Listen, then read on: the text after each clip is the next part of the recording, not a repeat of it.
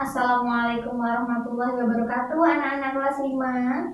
Nah, pada pekan kemarin kita telah mengerjakan tugas clipping. Sebagian dari anak-anak sudah hebat sekali karena sudah mampu membedakan corak-corak dari gambar ilustrasi.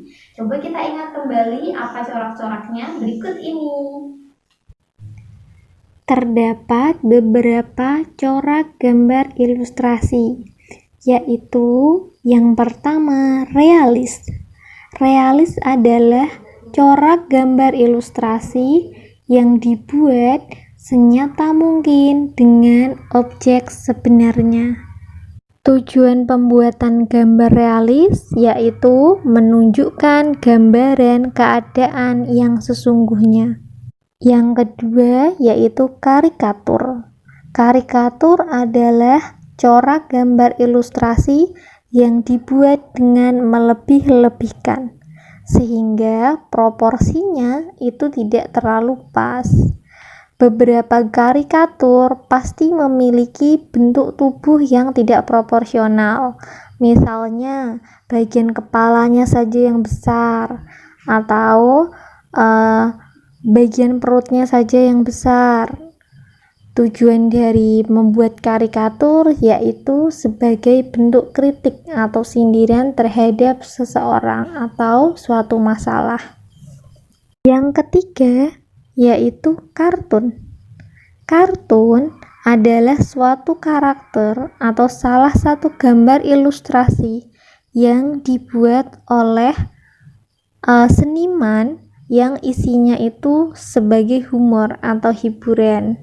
Umumnya, kartun dibuat hanya sebagai hasil imajinasi dari seniman, jadi keberadaannya terkadang tidak benar-benar nyata.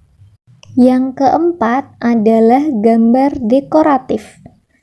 Gambar dekoratif adalah corak ilustrasi yang dibuat dengan mengubah bentuk objeknya sehingga lebih indah. Umumnya, gambar dekoratif ini sangat terlihat pada corak-corak pada kain batik dengan garis lengkung yang khas dan sebagainya. Fungsinya sebagai hiasan.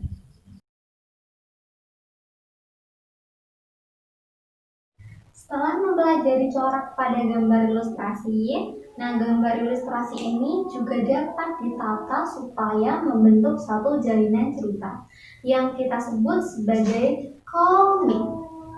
Komik adalah kumpulan dari gambar-gambar yang tidak bergerak disusun sedemikian rupa sehingga membentuk suatu jalinan cerita.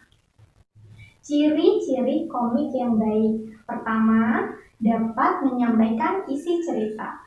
Komik yang baik ini ketika pembaca sekali baca itu sudah bisa menyimpulkan apa isi dari ceritanya.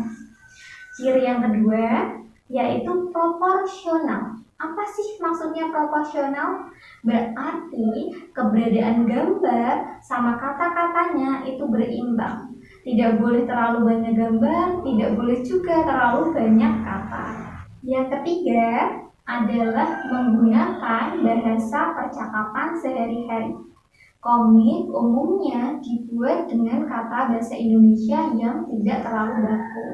Jadi menggunakan bahasa percakapan seperti anak-anak sedang di rumah. Yang keempat adalah menyediakan humor.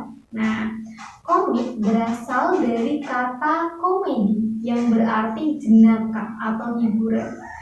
Komik selain bertujuan untuk menyampaikan pesan, dia juga bersifat untuk menghibur para pembaca. Ciri yang terakhir yaitu penggambaran wataknya yang sederhana. Semoga membawa manfaat. Ustazah akhiri pada hari ini. Wassalamualaikum warahmatullahi wabarakatuh.